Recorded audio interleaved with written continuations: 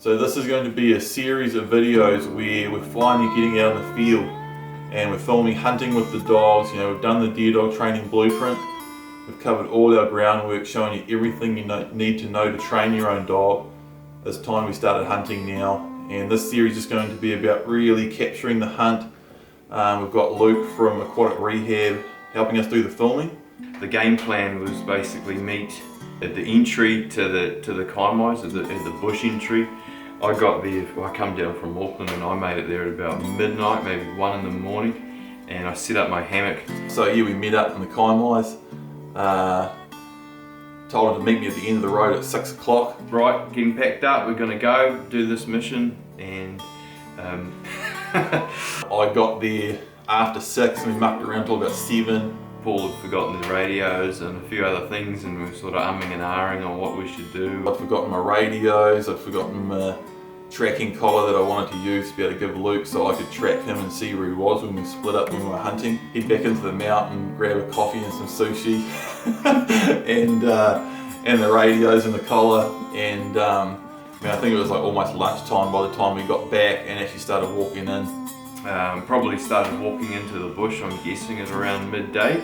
Yeah, so we walked in, good sort of 4K walk, set up camp, nice little spot by the river. My main plan for this hunt was to climb up to an area of slips and do some glassing, and I'm putting the shooting of a long range deer in the part 12 of the blueprint, and then I want to show how I use a dog to recover those difficult finds on the long range shots when you get over there and everything looks completely different. And me and Riv sort of went up we head south, pushing through on the track, trying to get a bit of elevation to, you know, hoping for the bush to open up a little bit so we could, you know, begin to stalk, and we probably had like, you know, 30 knot gusting wind.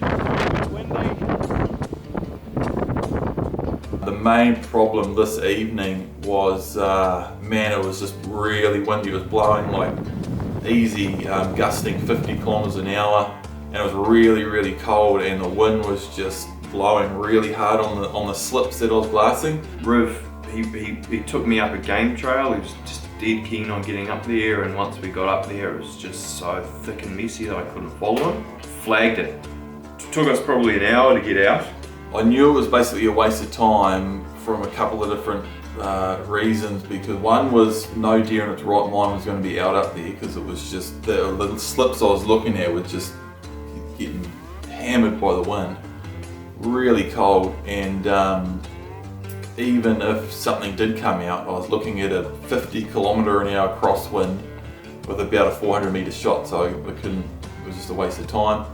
But just out of interest, I sat there and glassed for as long as I could. Making our way back down to the track, Riv got a very strong wind scent, and it was getting dark. It was just, you know, it was borderline on that shooting light.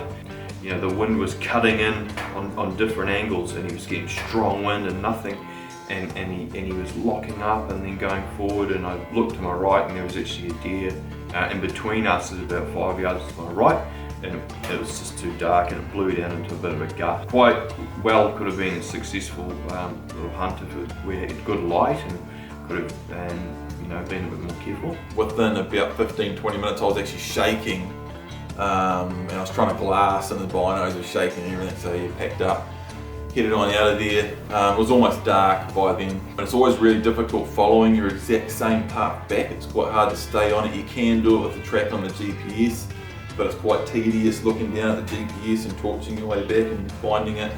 And that's one thing we train the dogs to do, is backtrack.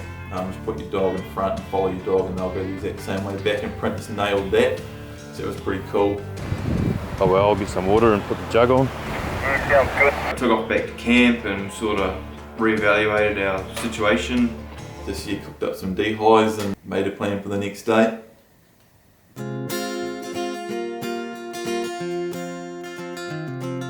So the next day we pretty much just planned a bush hunt, carried in along the track from camp, another couple of k's into an area that sort of, looking at the map, we knew it would be pretty good.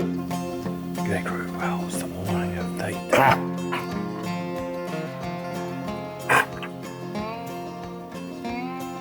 2. Headed south and got to a real nice little spot. And we split up and basically took a side of the track each. And we had radios, and Luke had the tracking collar, so I could actually see him on my GPS, which is pretty cool. So I can see him, I can tell him where I am, and we can talk over the radio. It's really good for safety. And man, I only got about 30 metres off the track, and Print was tracking really keen, and just followed him for 2 or 3 minutes and started seeing real fresh marks, real fresh deer droppings. There was quite a few times there where Print was so keen and just basically pointing, locked up, and I knew deer were right there, but they just keep slipping away. The wind was right. I don't know, I think the deer were just on their feet and moving. We went up to our east, and Riv began to track within 30 yards, and he was pacing up and down, you know, he's just working that ground, figuring out what direction to go. We went about, on the GPS, about 300 metres, over 300 metres, before Riv sidled around into the wind, and he just started stopping. As a pig came out and it was just trotting out in front of him, just walking across. You know, I thought to myself, that's what he's been doing. He's been tracking a pig the whole way up here. But in reality, he was tracking a deer the whole way. Long story short, as I was trying to get him to move in front of me, I just caught a bit of movement to my right, and I looked, and there was this young stag walking past at 8 to 10 metres. He tucked the part of his engine room in behind a tree. I thought, he's so close, he's going to run if I don't take a shot. The deer kind of, you know, bolted one way that I would have expected him to go, and that's where I would have been looking, and then he cut a clean V and took off in a total opposite direction. And I just thought, just follow the dog. I couldn't see any blood at that stage, and then I just kept following Riv, and we were just slowly cruising for 5 minutes, just being careful not to bump the animal. Eventually started to find blood, and then more and more blood, and I just thought, this is great, you know, this is his first deer that he's ever brought me to, and he's doing it, you know, perfectly, and eventually brought me right to it. And yeah, just over the moon. A 10-month-old dog, awesome to see that, and he's only really just getting started. So straight on the radio to Paul. You know, he obviously heard the shot. Didn't bother getting the camera on, just kind of straight up with the rifle before the deer saw me and smashed him. So, a bit of jungle protein. I'll get up a bit higher and then I'll touch base with you. So butchered it, hindquarters, back steaks, and started to make my way up the track. You know, radio went quiet for a wee bit, and then bang, I heard a gunshot. I just started heading back towards Luke, catch up with him and give him a hand with his meat and that. There wasn't that much time left in the day. I sort of come back out of that tight area I'd been crashing around in for a while, and broke out on a really nice bench by the stream, and Print just got a wind off the other side of the creek.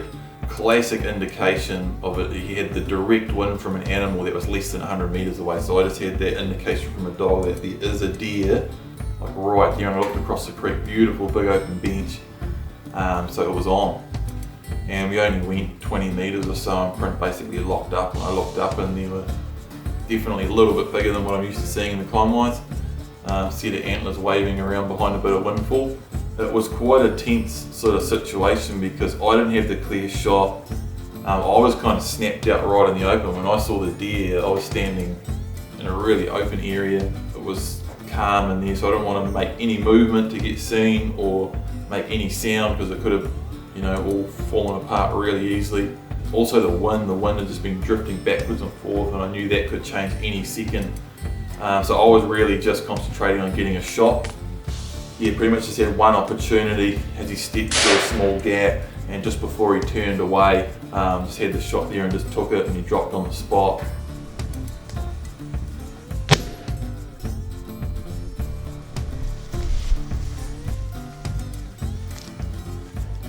So yeah, it's getting on. I don't know, the sun's sort of starting to set, but I just heard a gunshot off to my west.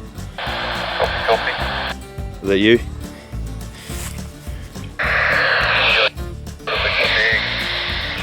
You say he knocked over a stag. Yeah, Roger. I've got you on the GPS now. Yeah, and actually if you head straight towards the river from where you are now, you'll pretty much walk straight into me. Yeah, sorry I couldn't get some better footage of him before I shot him, but I really just wanted to get a bullet in. The wind here is just drifting backwards and forwards and round, so you really need to capitalise on your opportunities when you get them in these sort of conditions. Better get cracking and get some meat off this guy and get out of here. Yeah, so from there, Luke actually come over and got some footage and stuff and just gave me a hand to get the meat back to the track. We took both stags with shoulder shot with 708s, and we took hindquarters and back stakes. And we had about a 4k carry back to camp. It was well after dark by the time we got back. I don't know, it's getting dark at about 6 o'clock at the moment. I think we got back to camp at 8 or half 8 or something.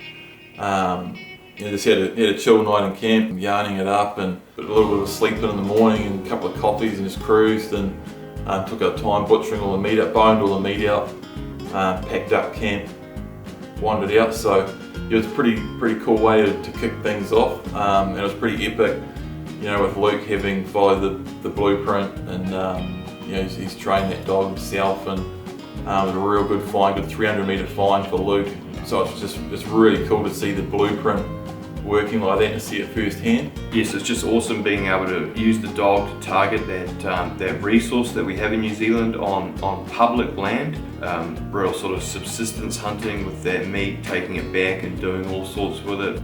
So this hunter series just really gives you guys a chance to see the real results and what we actually do in the field with these dogs.